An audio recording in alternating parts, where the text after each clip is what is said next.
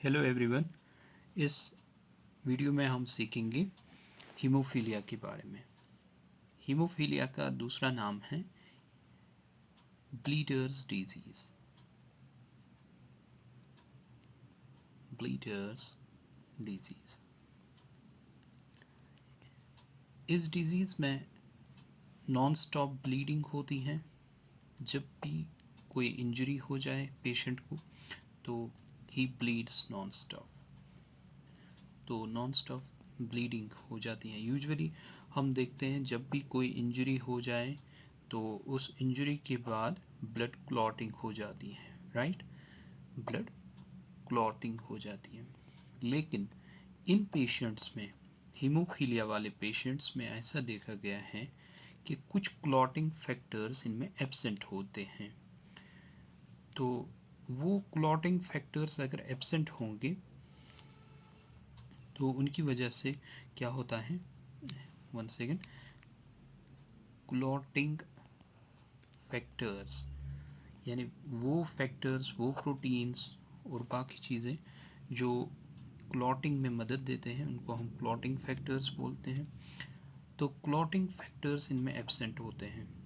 अगर clotting factor इनके नाम भी हैं। अगर clotting factor 8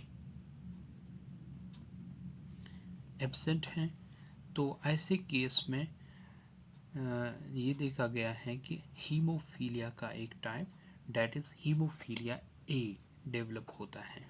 it's called haemophilia A, right. ये बहुत कॉमन है और डेंजरस भी है, right. It's very common compared to other type, that is in which there is clotting factor 9 absent। Clotting factor कौन सा एब्सेंट होता है इसमें? 9, राइट। तो इसमें 8 एब्सेंट होता है, इसमें 9 एब्सेंट होता है। जब क्लॉटिंग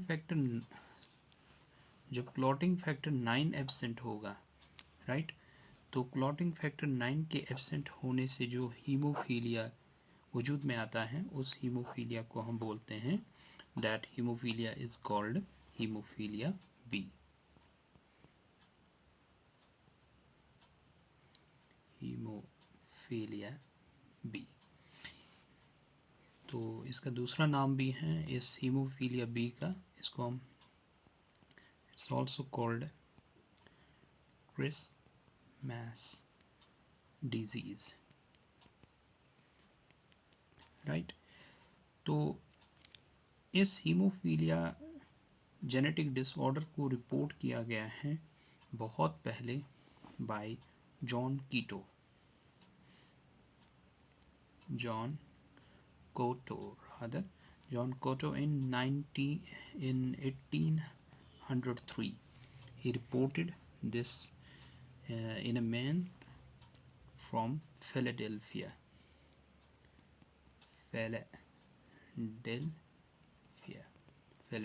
से उसने ये रिपोर्ट किया है 1803 में, राइट। तो अब हम इसकी जेनेटिक्स पार्ट पे आते हैं कि असल में ये जो फैक्टर्स एब्सेंट होते हैं इनकी वजह क्या है, ये क्यों एब्सेंट होते हैं। आप जानते हैं कि हमारी जो सेल्स होती हैं उन सेल्स के न्यूक्लियस में क्रोमोसोम्स होते हैं, राइट। अब ये जो क्रोमोसोम्स होते हैं, इन क्रोमोसोम्स के छोटे छोटे सेगमेंट्स कुछ फंक्शंस यानी कुछ प्रोटीन्स बनाते हैं। पहले वो mRNA बनाएंगे, फिर प्रोटीन्स बनाएंगे, राइट। तो ये जो सेक्शंस या सेगमेंट्स होते हैं जो एक फंक्शनल mRNA बनाते हैं, फिर वो फंक्शनल प्रोटीन बनाता है या प्रोटीन का पार्ट बनाता है, तो इनको हम बोलते हैं जीन्स। ये हम आगे भी डिटेल में डिस्कस करेंगे। अब जीन्स, अब कुछ जीन्स रिस्पॉन्सिबल हैं इन फैक्टर्स के बनाने के लिए, और वो जीन्स प्रेजेंट होते हैं क्रोमोसोम नंबर या क्रोमोसोम एक्स पे। ये जो जीन्स रिस्पॉन्सिबल हैं इन फैक्टर्स के बनाने के लिए, जो क्लॉटिंग फैक्टर्स अभी मैंने बताया, तो वो कहाँ पर प्रेजेंट होते हैं? वो क्रोमोसोम एक्स पे प्रेजेंट होते हैं। तो हमने ऑलरेडी इसमें सीखा है कि फॉर एग्ज़ाम्पल अगर मेल होगा तो मेल में आप खाली एक एक्स देखते हो, एक्स वाई कंपोजिशन होती है इसमें, जब हमने सेक्स डिटर्मिनेशन पढ़ा था। लेकिन अगर फीमेल होगी तो उसमें दो एक्सेस होते हैं, एक्स एक्स, यानी दो सेक्स क्रोमोसोम्स होते हैं, राइट। इसका सिंपल सा मतलब हो गया कि फॉर एग्ज़ाम्पल ये जो जीन है, फॉर एग्ज़ाम्पल फैक्टर 8 के लिए है, ये क्लॉटिंग फैक्टर 8 के लिए एक जीन है, उसकी हमारे पास एक ही कॉपी है। फॉर एग्ज़ाम्पल यहाँ मैं दिखाऊंगा इसको, ये है हमारे पास x, ये है हमारे पास y, ओके। तो ये मेल का, तो इस x पे ये जीन है, रेड से मैं दिखाऊंगा आपको समझाने के लिए, इस x पे ये जीन है, राइट।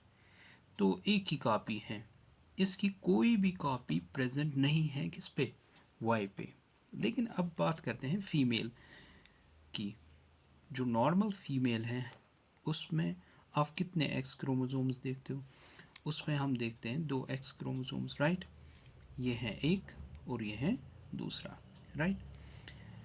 अच्छा, this is first, this is second one. अब इसमें देखते हैं हम कितनी कॉपीज़ हैं इस फैक्टर 8 की या किसी दूसरे फैक्टर की। क्लॉटिंग फैक्टर 8 की एक कॉपी एक एक्स पे, दूसरी कॉपी दूसरे एक्स पे। तो इसमें एक नॉर्मल मेल में दो एक ही कॉपी होती हैं फैक्टर 8 की या फैक्टर 9 की। नॉर्मल फीमेल में नॉर्मल दो कॉपीज़ होती हैं, एक एक्स पे, दूसरी दूसरे एक्स पे। लेकिन चूंकि मेल में एक ही एक्स है तो वहाँ सिर्फ आपको एक कॉपी मिलेगी इस जीन की, राइट। होप आपको ये समझ आ गया। अब हम देखते हैं, चलिए पहले हम एक नॉर्मल क्रॉस ही करते हैं। नॉर्मल क्रॉस में हम देखते हैं फॉर एग्ज़ाम्पल ये है नॉर्मल मेल, इस नॉर्मल मेल की स्पर्म दो टाइप के हैं, राइट। एक में एक्स, दूसरे में वाई। अब वाई को छोड़िए आप इस वक्त, तो यहाँ से नॉर्मल फीमेल हैं, उसमें एक्स हैं। अच्छा, इस पे भी ये जीन प्रेजेंट है, नॉर्मल जीन, और ये नॉर्मल जीन यहाँ भी प्रेजेंट है और नॉर्मल जीन यहाँ भी प्रेजेंट हैं। तो जब भी ये फर्टिलाइजेशन होगी तो दोनों कॉपीज़ आएगी नॉर्मल ही, राइट। तो 1 सेकेंड, मैं कलर चेंज कर लूँगा इसका।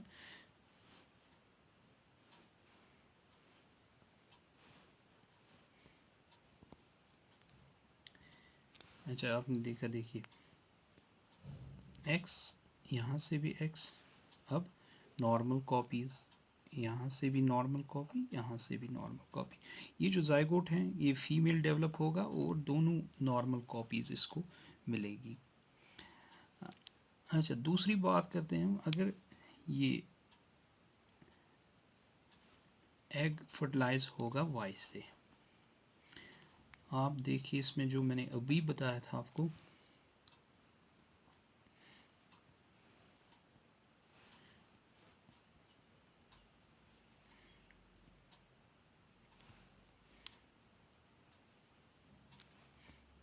जो ही ये फर्टिलाइज होगा इस वाई से, आप देखिए क्या होगा, जो जाइगोट बनेगा उसमें एक्स वाई आएगा, जाहिर सी बात है एक्स वाई ही आएगा। लेकिन वाई पे तो कोई जीन ही नहीं है क्लॉटिंग फैक्टर के लिए, क्लॉटिंग फैक्टर 8 के लिए फॉर एग्ज़ाम्पल।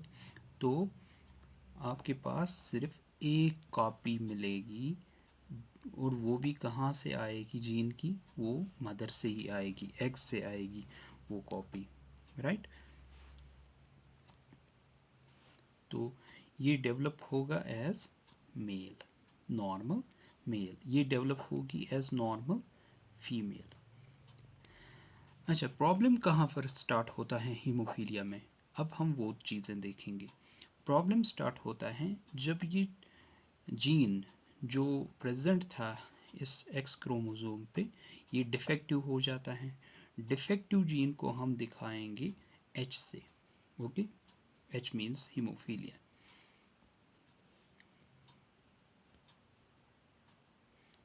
तो हमने देखा कि अगर एक्स वाई कंडीशन है तो ये क्या होगा, ये नॉर्मल मेल होगा, right. It is normal male. अच्छा, अगर एक्स एक्स कंडीशन है और दोनों जीन ठीक हैं, उस उनमें कोई म्यूटेशन नहीं हुई है, उनमें कोई डिफेक्ट नहीं है, तो ये होगा नॉर्मल, ये होगी नॉर्मल फीमेल, राइट। तो this is normal male, this is normal female. चलिए जी, नॉर्मल का तो क्लियर हो गया हमें। अब देखिए हीमोफिलिक कंडीशन में क्या होता है। हीमोफिलिक कंडीशन में हम देखते हैं, दिस इज नॉर्मल कंडीशन। अब हीमोफिलिक कंडीशन में हमारे पास एक्स वाई कंडीशन थी, लेकिन ये जो जीन प्रेजेंट था इस पे, ये अब क्या हो गया, ये डिफेक्टिव हो गया। इसको हम एच से दिखा रहे हैं, हीमोफिलिक। तो एक ही जीन था इस मेल के पास, तो ये भी खराब हो गया। तो इसको हम बोलेंगे हीमोफिलिक मेल। ये क्या है, हीमोफिलिक मेल। तो आपको पता ही है एक्स वाई है। अच्छा, दूसरा जो एग्जाम्पल है हमारे पास, ये पहला एग्जाम्पल, ये दूसरा जो जीनोटाइप है, आप इसमें देखोगे कि दो कॉपीज़ हैं जीन की। एक तो नॉर्मल है जिसको मैंने ग्रीन से दिखाया है यहाँ, ये देखिए आप ग्रीन, जिसको मैंने ग्रीन से दिखाया है, ये तो नॉर्मल कॉपी है। लेकिन एक कॉपी इसमें ख़राब हो गई है, वो उसमें म्यूटेशन हो गई है। तो जब भी क्लॉटिंग फैक्टर्स की ज़रूरत पड़ेगी उसको इंजरी के वक्त या इससे पहले भी, तो क्लॉटिंग फैक्टर्स जो ज़रूरत होंगे तो वो प्रोड्यूस करेगा ये एक्स, राइट। तो इसको, अगर एक कॉपी इसमें डिफेक्टिव भी है लेकिन एक कॉपी तो नॉर्मल है, एक कॉपी तो अच्छी तरह काम कर रही है, तो हम इसको हीमोफिलिक नहीं कह सकते, राइट। अगर दोनों कॉपीज़ ख़राब हो जाती, जिस तरह थर्ड एग्जाम्पल में है, ये कॉपी भी ख़राब हो गई है, इस एक्स की भी और इस एक्स की भी कॉपी ख़राब हो गई है, तो उस कंडीशन में हम कह सकते हैं इसको हीमोफिलिक। अब आप सोच रहे होंगे तो ये सेकंड वाली कंडीशन में हम क्या बोलेंगे इसको। सेकंड वाली कंडीशन को हम बोलते हैं carrier female. It's called carrier. यानी इसमें आपको डिजीज़ नज़र नहीं आती बाहर से फिज़िकली, यानी कोई प्रॉब्लम नहीं दिख रही है, लेकिन इसमें हीमोफिलिक जीन प्रेजेंट है क्योंकि इसमें एच प्रेजेंट है, राइट। तो होप आपको ये समझ आ गया होगा। नेक्स्ट जो हमारे पास वीडियो होगा तो उसमें हम कुछ क्रॉसेस करेंगे हीमोफिलिक मेल और हीमोफिलिक फीमेल के दरमियान, ताकि आपको समझ आ जाएगा कि इसका जो इनहेरिटेंस है वो कैसे हो जाता है, यानी ये फादर से आगे कैसे बढ़ता है या मदर से आगे कैसे बढ़ता है ये genetic disorder. So thank you for watching.